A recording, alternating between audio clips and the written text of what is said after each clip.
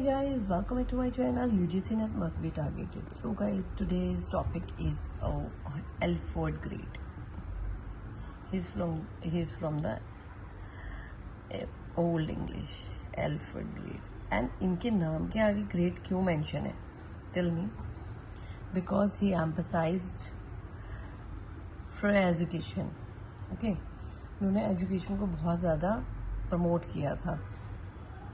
He promoted also the languages because ये कहते थे कि अगर हम अलग लैंग्वेज को प्रमोट करेंगे देन पीपल विल अवेयर, क्योंकि क्या था, बाइबल पहले लिमिटेड लैंग्वेजेस में थी जैसे ग्रीक और Latin, Arabic. So he promote lots of languages कि लोग जितना लैंग्वेज को जानेंगे, हर एक कंट्री में जितने लोग होंगे तो वो क्या है, बाइबल को समझेंगे एंड रिलीजियन के प्रति अवेयर होंगे. That okay. एंड फिर उसके बाद क्या है, जब जॉन वाइसक्लिफ ने 1384 में ट्रांसलेट की entire Bible into English.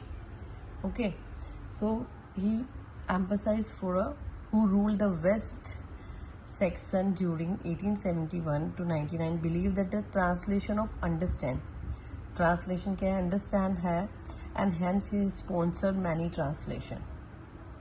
Okay, he sponsored many translation because इन्होंने education को important दी थी. Okay, and now we are going towards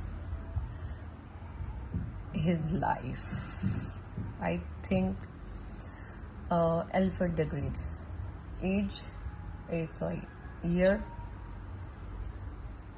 1849 to 1899. So he was the most important king in early history. And why, I will tell you that further. You will see that he ruled in Anglo-Saxon kingdom or Wessex. He is famous for defending England. Defending means उन्होंने protect किया था, रक्षा की थी England की against, किसके against? Viking. You will remember that this is most important also. Okay, invasions and promoting learn and education. I told you that na, he promoted learn and very important. Okay, उन्होंने learning और education को important दी थी. Okay, early life. I told you that he become a king of Wessex. कौन सी year में बन गए थे? During the time face many attacks for the Vikings army. उन्होंने किससे, विकिंग आर्मी से प्रोटेक्ट किया था अपने इंग्लैंड को. और आगे I'll tell you this. War against the Viking. You can note down anywhere where you are making notes. Alfred fought many battles against the Viking forces, army. You can see that. Okay.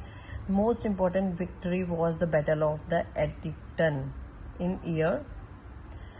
After the battle, Alfred made peace the Viking leader Guthrum and divided into the territories. Contribution क्या था इनका English literature में, education में? Alfred believed education was very important. I told you. He increased the translation of Latin books into English.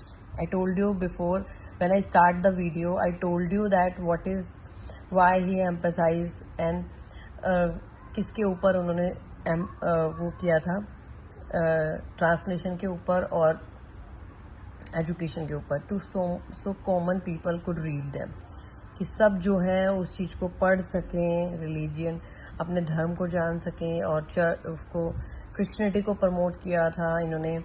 और he supported writing of Anglo-Saxon chronicle and important historical documents because of the help develop Old English. Okay, कि इन्होंने कि Old English को develop कर सके. Okay, now further we are going towards reform or achievements. क्या थे इनके? Don't you worry that built fortified towns for a defense. Fortified towns इन्होंने जो कहते हैं ना, चारों तरफ से कवर हो जाता है. और इन्होंने क्या करता, परफॉर्म द लॉ सिस्टम को, क्योंकि he was very educated, so he improved education and scholarships and strengthened the English army and navy. Okay, and why he is called the most important, the great? क्यों बुलाते थे इनको? क्यों बुलाते थे? He protect English from the Viking, protected invasion. उन्होंने क्या करा था? विकिंग से अपनी कंट्री को, इंग्लैंड को प्रोटेक्ट किया था. इम्प्रूव गवर्नमेंट, उन्होंने क्या करा था? गवर्नमेंट को इम्प्रूव किया था, एजुकेशन को इम्प्रूव किया था और कल्चर को. ओके, क्योंकि ट्रांसलेशन के ऊपर फोकस किया था इन्होंने.